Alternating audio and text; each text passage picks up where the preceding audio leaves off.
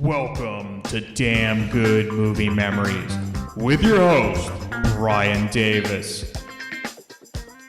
This podcast is the cure for your long commute and super boring workday.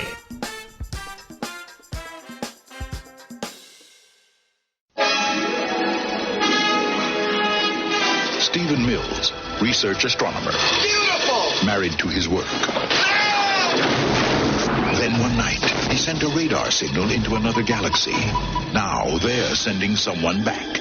If we don't get that transmission from him, our planet is doomed. Hi. Well, hi. She's got 48 hours to save her civilization. Bonjour. And decipher ours. Thank you. Delicious. That was the most beautiful woman I've ever seen. Oh, I must be boring the pants off you. No, they're still on. Good. We're making progress, sir. She's never made love. You're so stupid. We could have been doing this the whole time. We only met 3 hours ago. And never made breakfast. Daddy, don't you think this is pretty strange? Marry him. Where did she get a wedding dress on 2 hours' notice? Did she just carry one around with her in case of emergencies? Daddy, you married a person from another planet. Dan Aykroyd. Your stepmother is not an alien. Kim Basinger. For an astronomer, you have the most wonderful fibers. And you got yourself a handful right now. John Lovitz. Baby! My Stepmother is an Alien. A comedy of cosmic proportions. Hey there, it's Brian Davis, and for this week's episode, we're going to cover the movie My Stepmother is an Alien from 1988. Who says I only have good movies in my DVD collection? To studio, Columbia Pictures, the release date December 9th, 1988. The running time, 108 minutes, and it's rated PG-13. The budget was $19 million, and the box office took in only $13.8 million, making it the 70th ranked movie of 1988. Rotten Tomatoes gives it 19% rotten from 16 reviews. Roger Ebert at the time gave it 2 out of 4 stars, and here's his review. What we have here is a goofy comic performance by Kim Basinger, weighed down by a turgid script and a decision to use Dan Aykroyd mostly as a straight man. Too bad. This is one of those movies where the credits list 4 writers and most of the funny stuff is between the lines. Basinger proves here, as she did in Blind Date, that she has a natural gift for slapstick, with a plastic face and a rubber body. She always makes a great package in a tight red dress, but this time she seems to be operating her body's controls with her elbows. The screenplay never seems to realize the comic potential of the situation. The title suggests that the movie's point of view is taken from Aykroyd's 13-year-old daughter, played by Alyson Hannigan.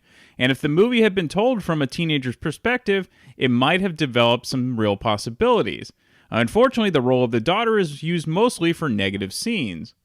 That's a missed opportunity, but even unhappier is the role of the scientist, played by Aykroyd, which seems to have been constructed out of spare parts. Everything involving the science in this movie seems to have been watered down from other movies. Since the movie was directed by Richard Benjamin, who made The Money Pit, you'd expect him to go over the top in a scene like this, but basically he relies on the special effects and chooses not to add a level of manic satire. What's left is a bland updating of the opening of Bride of Frankenstein. Dan Aykroyd is a solid presence in the movie, but he's the straight man, the earthling who likes to slave over a hot computer and can't believe this woman really loves him. Basinger gets most of the good comic moments in the movie and does what she can with them, but Benjamin and his writers seem to have run short of invention. Most of the plot developments are foregone conclusions, and most of the big set pieces, like a wedding, are handled routinely without inspiration. My Stepmother is an Alien is a great idea for a movie, but it seems to have stalled at the idea stage. And that's the end of Ebert's review. So, even though I do own the movie, and of course I enjoy it for what it is, Ebert's review is spot on. It's a movie that should have been a lot better, especially with the acting talent involved. My fondness of the film is mostly due to nostalgia. But I will say that the film is funnier than I remember, mostly because of Kim Basinger. Now, the first time I saw My Stepmother is an Alien was at summer camp when I was 10 years old. I totally forgot about this movie until recently when I was at a bargain bin at my local record store that also has DVDs. And what's interesting is that after watching this movie as an adult, I'm shocked the camp counselors let us watch this movie. There's no nudity and there's no violence, but man, the sexual overtones were definitely inappropriate for a preteen watching this movie. Anyway, that's why I love growing up in the 80s, and I think I'm pretty well adjusted. It's okay. You don't have to sanitize everything. All right, let's get into the main cast. It's pretty much two people. Dan Aykroyd plays Stephen Mills. I covered the bulk of Aykroyd's excellent career in the Dragnet episode. But between Dragnet and My Stepmother is an Alien, he appeared in The Couch Trip with Walter Matthau and Charles Grodin, The Great Outdoors, which I love, with John Candy, and Caddyshack 2, where he basically played the Bill Murray character. Kim Basinger plays Celeste Martin. Basinger started on TV shows in the mid-1970s. Her film debut was 1981's Hard Country with Jan Michael Vincent. Now, her big break was as Domino in the non-sanctioned 1983 James Bond film Never Say Never Again, which marked the return of Sean Connery as James Bond.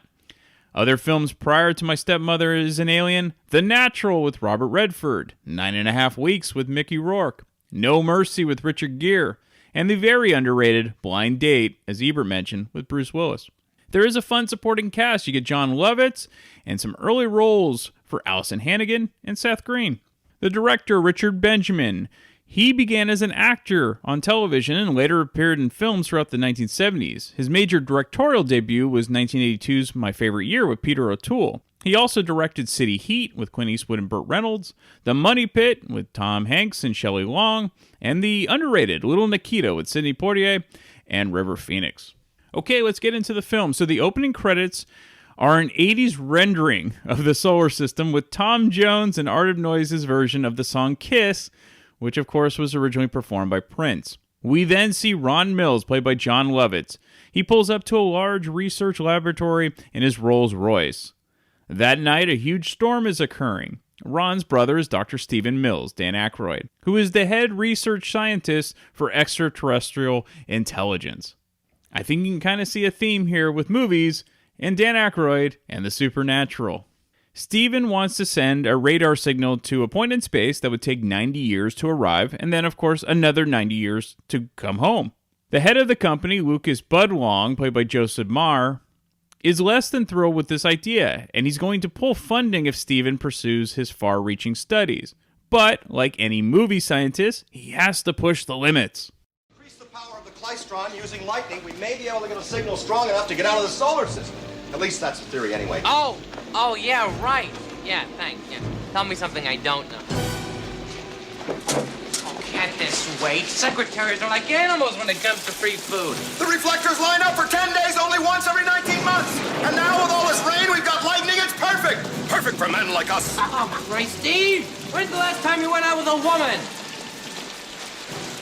January of 86. No, March of 86. I took Dr. Elizabeth Conway to see the Halley's Comet retrospective. Superb. Did you see it? Sure, a couple of times. How can we be brothers? We don't have a single gene in common. Dolphin 300, Yeah. No, I'm not leaving it. Okay. Thank you. Have fun. We won't have time to speed frequencies. We'll lower it below 3 centimeters. What? Below? Oh, hey, it's raining out here. I'm getting wet. Aw, this jacket is a Ralph Lauren. And it's smelly. Oh, great, just great. I'm wet and I'm smelly. They're gonna jump all over me.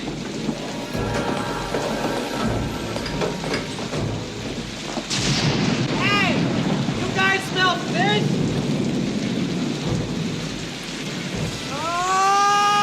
Oh, it's me!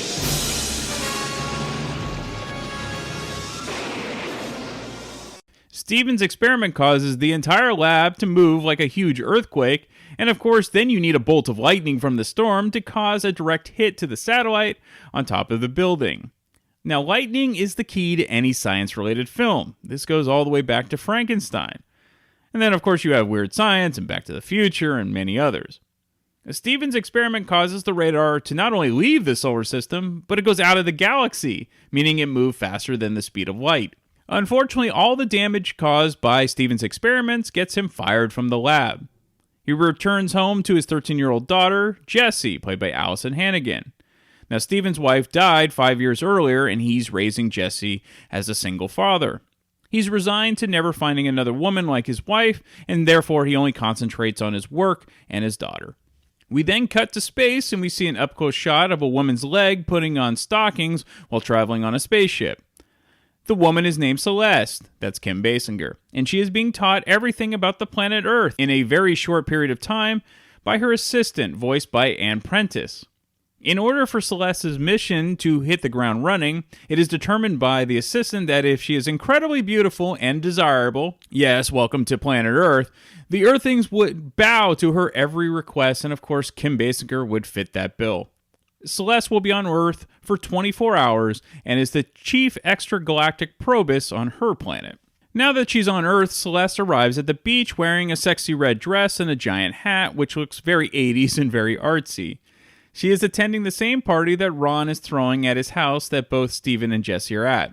Of course, Celeste causes quite a stir, not just because of her beauty, but her strange behavior. Like, she's eating one of the discarded cigarettes thinking it's an hors d'oeuvre, and then lighting a carrot and trying to smoke it. And then she's doing bat flips. It's actually really funny. Hi. Are you Dr. Steve Mills? He's the guy dancing with his daughter.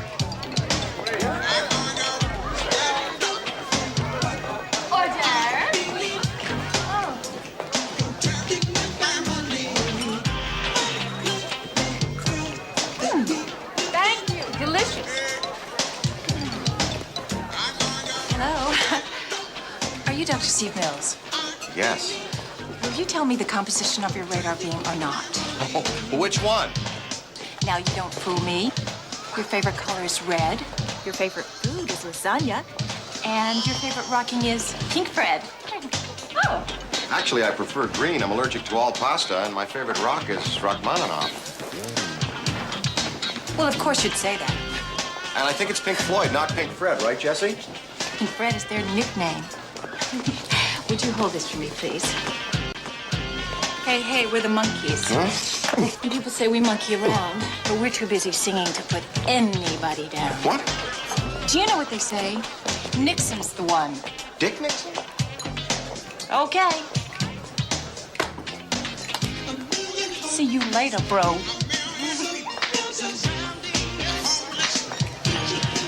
Hey, sailor, I like your Jeep. You've broken my heart for the last time. You've broken my heart for the last time, too. Do you have any spinach? My hands are freezing. I'm Popeye the Sailor Man. I'm Popeye the Sailor Man. I'm strong to the finish, 'cause I eat sweet spinach. I'm Popeye the Sailor Man. Toot toot. Popeye. This bud's for you.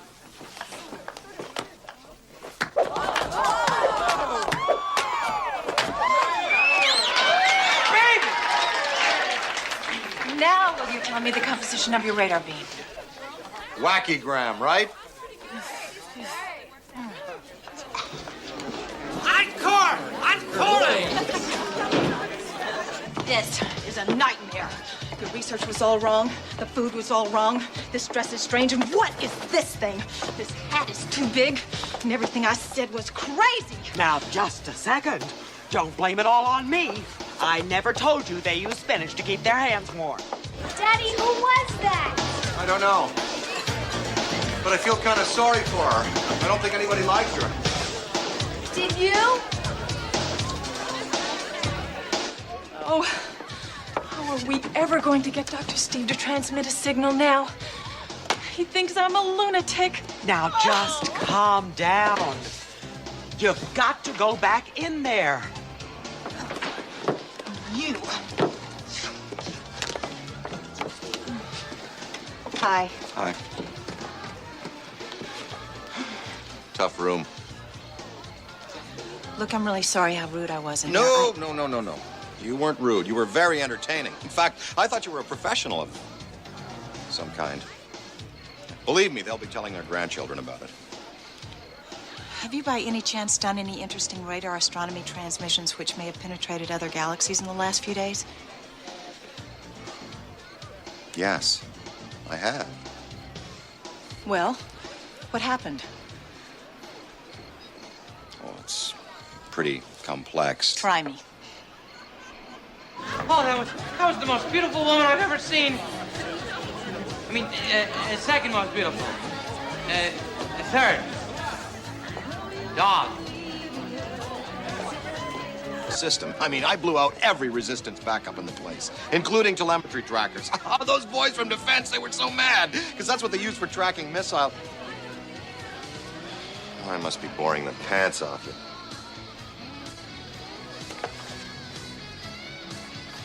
No, they're still on. Good. And then what happened, Dr. Steve? Well, I don't really know what happened. I mean, it must have been something I did in the lab, but maybe I forgot to take a note or dropped a setting or something. Show me what you did. Show me in your mighty lab. I can't. They fired me. You know, I'm a little cold. Oh. No, would you mind very much if I just... No? Just stuck my hands right in your pockets? Huh? Oh, yes, that's better. So, Celeste, where are you from? The Netherlands. Oh, Holland. No, the Netherlands. Oh, for an astronomer, you have the most wonderful fibers. And you got yourself a handful right now. I can't get back in that lab. They're gonna kiss! Does he know how? Of course. I saw him do it once in 1983.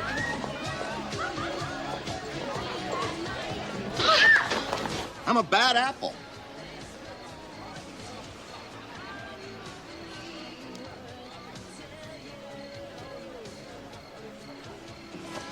Excuse me a minute. Also at the party is Juliette Lewis, who is in her film debut as one of Jesse's friends. Now, before Celeste is kissed by Steven, she panics and asks Jesse if she should be wearing a different kind of outfit. Jesse hands her a few magazines, which Celeste then puts into her handbag, and voila, she has a more toned-down look, but is still very pretty, flowery dress. With her new outfit on, Celeste and Steven go to the lab where he was fired from. The security guard was instructed by Budwong not to let Steven in the building. But Celeste says that she's from the Department of Defense, and her handbag spits out a number of ID cards, which is a funny moment. Celeste reviews the calculations and the equipment from the lab. We discover that Celeste's assistant is a small cyclops snake-looking creature, which is now affectionately named Bag because she resides in Celeste's handbag. Budwong finds Celeste in Steven's lab alone and confronts her. Celeste then tosses him out the window, and he comically lands on his car by crashing through the roof of his vehicle. It's kind of Looney Tunes-esque. Steven then takes Celeste to the large satellite on the roof where the lightning explosion occurred. While Celeste is only interested in how Steven contacted her planet, Steven, of course, is head over heels for Celeste, and for the first time since his wife died, is interested in something besides work. You're shaking. Why? Because I've wanted to kiss you from the first moment I saw you. What? Well, you looked so beautiful and so vulnerable, and then you started rhyming and doing all that talking and singing and stuff, and I mean, I just wanted to use everything I know about radar astronomy to protect you. Would you mind if I kissed you? Does it hurt? Not the way I do it. Now, Celeste has no idea what a kiss is, so Bag projects videos of what one is. First, you get written definitions. Number 1, a touch or caress of the lips, often accompanied by pressure or suction. Number 2, a chocolate confection made in Hershey, Pennsylvania. We then see movie clips of people kissing, like Humphrey Bogart and Ingrid Bergman in Casablanca, Jean Arthur and Gary Cooper in Mr. Deeds Goes to Town. Then 2 male Russian dignitaries greeting each other by kissing each other on the cheek. Then Marilyn Monroe blowing a kiss. Then a cartoon where the female character's eyes roll around. All the while Celeste is mimicking each video, which is funny, especially when it's animals and then slapstick comedy from the Three Stooges.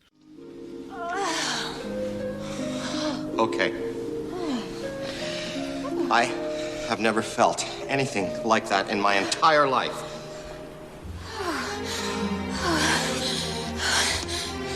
Do I now have to eat the chocolate from Pennsylvania? What? Baggs seems to think that Steven is acting that he likes Celeste only because he's a government agent and that he's trying to infiltrate their planet. They don't understand that not only does Steven love science, but he's falling in love with Celeste. Celeste asks if they can go to his bedroom to talk. She has obviously no clue what that implies to Earthlings. And here is the scene in particular that makes it hilarious that we were shown this film in summer camp. Nobody really seemed to think it was inappropriate for 10-year-olds to watch any sort of, sexual innuendo. And really, it wasn't a big deal. But today, everyone is so overly sensitive about everything. Ironically, today, there is way more sexual content readily available to children because of the internet. By the way, I'm going to go off on a tangent here. So, I think there should be a Gen Z setting for almost all platforms. And what I mean by this is anything that was created 2 years in the past, so like from now to 2 years, that's all the Gen Z setting will show. Anything past that, so let's say 2019, you can't watch anything. You have to only watch something from 2019 to now, because then everyone will be safe. We'll just do it that way. And then for, the adults, everyone that isn't offended by everything, you can have the regular setting. But then for the ones that just can't handle anything, you get the Gen Z setting. I think it's brilliant. I think you can use that idea, Amazon and Netflix and all you other streamers. This is why I own physical media, folks. In any case, the sex scene in the film of My Stepmother is an Alien is pretty funny. You're funny, you're intelligent, and you understand my work, and now you want to have sex? I want to have sex. Don't you? Do you? Yes. No, I do too. As soon as I find out what it is. I have to go to the bathroom. Of course.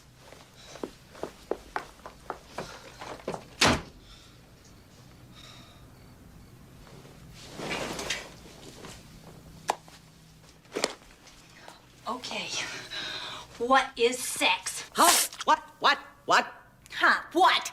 You heard what I said. What is sex? Oh, well, give me a second. 1 second. Ooh, take a look at this. Sex. 1. Gender. 2. Latin for 6. 3. An expensive store on 5th Avenue. 4. Deleted. Deleted? What good is deleted? Oh, now, don't get excited. Just a second. 1 little second. Oh, here it is. Your penis is a weapon, just like your rifle. The military expects you to protect it and keep it dry. Huh? All right, men, if you'll open your manuals. What? Is that it? Take it easy. Oh, here's something else. What does this mean, Debbie does Dallas? Debbie does Des Moines. Debbie does Dusseldorf. Oh, busy girl, that Debbie. What's this? Whoa!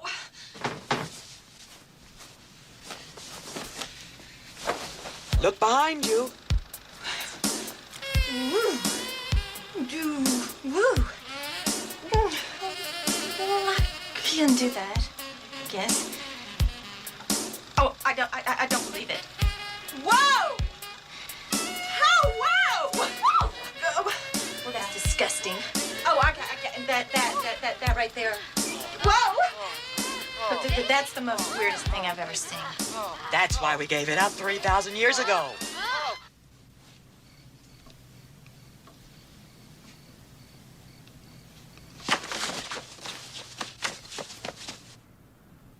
Do you think I could do that? Why, sure.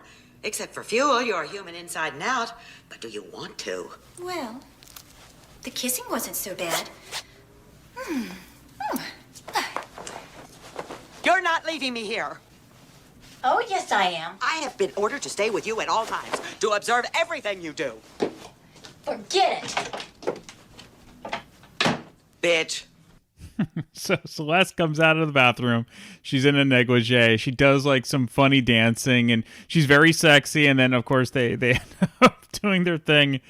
And here's the aftermath. Oh, Dr. Steve, that was so wonderful. Well, I feel like I've been hit by a train. And I don't think you need to call me Dr. Steve anymore. Oh, Steve. Of course, in this last scene, you never actually see any nudity, and it's more comedic than anything. But there's definitely a lot going on there for someone less mature. You gotta grow up sometime. Anyway, it's amazing what sex will do, because now Celeste no longer thinks that Steven is a government spy. So, while Steven is sleeping happily, Celeste is wide awake and decides to try to gain some more information about Earth. Much like Johnny Five in Short Circuit. She places her hand on the antiquated 80s computer, but she says, oh, that's kid stuff. Now she can read full books by opening it halfway and placing her arm in the center. She laughs at Shakespeare, screams and quickly tosses away The Shining, and then laughs at a Shirley MacLaine book called Out on a Limb, which was about her New Age spirituality philosophies along with UFOs. Celeste laughing at that book would definitely be lost on younger viewers, but it's a really good subtle joke. She then turns on the television and watches Jimmy Durante do his thing in the movie The Man Who Came to Dinner with Monty Woolley. Stephen wakes up the next morning in a great mood to the shock of Jesse. Now, Jesse is genuinely happy that Celeste stayed overnight, which is incredibly mature for a 13-year-old, but hey, it's a movie, right? However, Celeste informs Stephen that she's going home that day and she's never returning. Stephen, of course, is now fully in love with Celeste and begs her to stay and proposes to her. Now, Celeste has no idea what to do and says that she'll think it over. Bag also has no idea what to do, so they need to contact their planet's High Council. And they need a large space to do this. So they go to an empty stadium, which happens to be Anaheim Stadium, where the then California Angels played. The council needs Steven's data, so they agree that Celeste should marry him. As much as Jesse wanted her dad to meet someone, a one-day courtship is a bit quick. And Steven's brother Ron is indignant, like only John Lovitz can be. He thinks that she must need a green card. However, when Jessie goes to see if Celeste needs help with her dress, she finds her talking to Bag and then drinking battery fluid like it's an energy drink. Jessie, of course, freaks out and tells Steven, but of course he doesn't believe her. The wedding happens, so Steven and Jessie's pet Beagle is suspicious of Bag and tries to bury her. Bag, in turn, teleports a dog on the roof, which causes a bit of a stir. Now, the wedding reception is fun as Steven and Celeste dance and she falls into the drum set. That night, Jessie seems to totally forget that Celeste drank battery acid and is more focused on her first date with a boy, played by Seth Green. Now, this is fun because the two, of course, would later be part of the television version of Buffy the Vampire Slayer. Where'd you get this dress? Oh, it's him! Quick, Dad! The brush! I'm coming. Here it is. I've got it here. Brush. Okay. Easy. Okay. Easy. There you go. Here we go. There you go. My God, you look beautiful. Thanks, Dad. I hope he likes me. I hope you like him.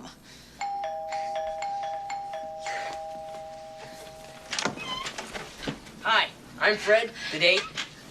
These are for you, doll. Thank you. I'm Steve, Jessie's dad. Hi. This is Mrs. Mills. Nice to meet you. Mouth jewelry. Huh? Oh, right, my braces. My wife's from Holland, so they... Sure. Oh, you wear flats. Great. So, have a great time. Now, she'll be safe with me, sir. Bye. Did that kid look shifty to you? In the meantime, Celeste and Bag need to go back to Steven's office, back at the lab. Bag uses a fake voice and impersonates renowned scientist Carl Sagan in a phone call to Budwong.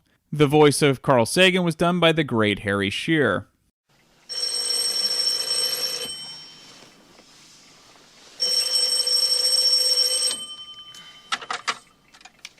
Hello? Lucas Budlong, please? It's for you.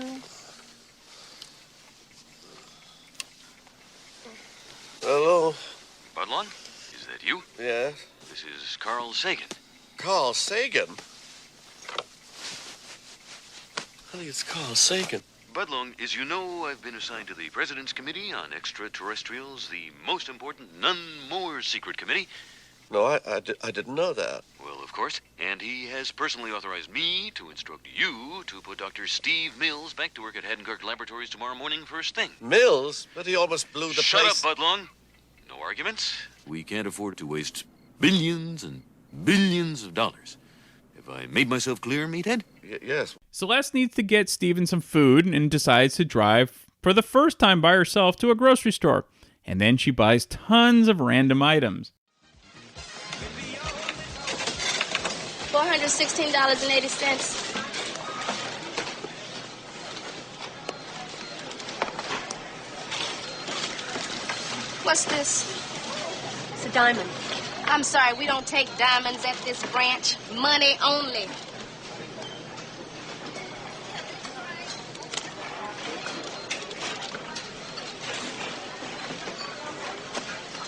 Haven't you got anything smaller?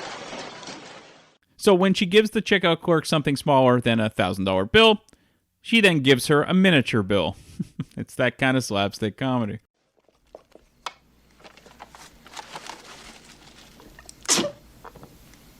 What did I just do? It's called a sneeze from the flower, but only humans are supposed to do it. What did it feel like? Very funny. Very good. Very liberating. Jessie returns from her date and then sees more strange behavior from Celeste, like drinking car battery fluid, removing hard-boiled eggs from boiling water with her hands, and then removing a pan from the oven with her bare hands as well. The next morning, Celeste makes breakfast, which includes an enormous buffet of food. Tons of pancakes, waffles, pastries, eggs, juices, hamburgers, sandwiches, a whole ham, and a turkey. Basically the entire menu of the diner she stopped at prior to going to the grocery store. Okay, so Jessie is super suspicious of her incredibly weird stepmom, and Steven is back at work in the lab in order for him to transmit the radio beam to Celeste's planet or it will be destroyed. So, what will happen next? Okay, it's an 80s comedy. You can probably guess it's going to be ridiculous and everything's going to be alright. Alright, is this a good movie? Not really. I will say it's super fun. Kim Basinger does a really good job, and she's really funny. If you're looking for random, turn off your brain flick, this fits the bill. And plus, as I said in the beginning, it's nostalgia for me. I can pretty much watch any 80s movie, no matter how bad it is. Also, I think in addition to Kim Basinger, Alyson Hannigan is great as Jessie. Jimmy Durante, from the man who came to dinner. Oh, there's a lot of nice things in here. Hello up there, you omnipotent super beings from some other dimension or planet! Hit it! Did you ever have the feeling that you wanted to go? Still have the feeling that you wanted to stay. You knew it was right, wasn't wrong. Still you knew you wouldn't be very long.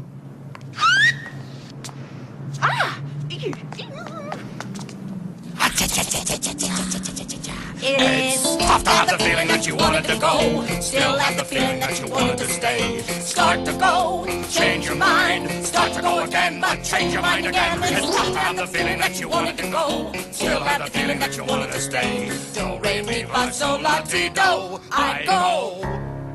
I stay.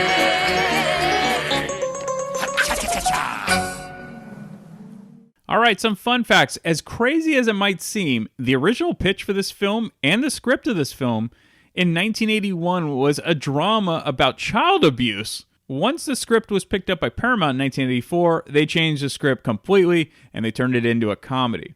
Bette Midler, Julie Andrews, and Raquel Welch were all considered to play Celeste when the film was under Paramount. Once they dropped the project, it then went to 20th Century Fox, who then considered Sybil Shepherd and Joan Rivers as the lead. Now, what's funny about Joan Rivers, because she played Dot Matrix, the kind of the C-3PO character in Spaceballs. Now, it turns out the projections of this film was high. They thought it was going to be a box office smash, because at the time, Los Angeles Mayor Tom Bradley made December 9th, 1988, an honorary Stepmother's Day to coincide with the film and honor the role of stepmothers. probably not a highlight of his tenure. And Alicia Garansett, who played Becky on Roseanne, she actually also auditioned for the role of Jessie. Again, is this the greatest movie? No. If you can find it somewhere, again, you're not gonna. It's a turn off your brain movie. It's a popcorn movie. You can watch it. You can have fun. If you like, what's interesting about Dan Aykroyd, besides Dr. Detroit, he really never started in a movie alone as the main star. He needed someone else to almost have an ensemble cast. And this probably goes all the way back to his Saturday Night Live days and working with John Belushi and actors like that. So for me, again, the highlight, no matter what you think about this film, Kim Basinger is great. So even if you just want to see Kim Basinger do her thing, I think you'll enjoy the movie. And I will be back next week, probably with a much better film. Who knows? It's random, and it has to come from my DVD collection. Come hang out and chill with Brian A. Davis and the Bad Beat. Wednesdays, 11 p.m. Eastern, right here on thatmetalstation.com.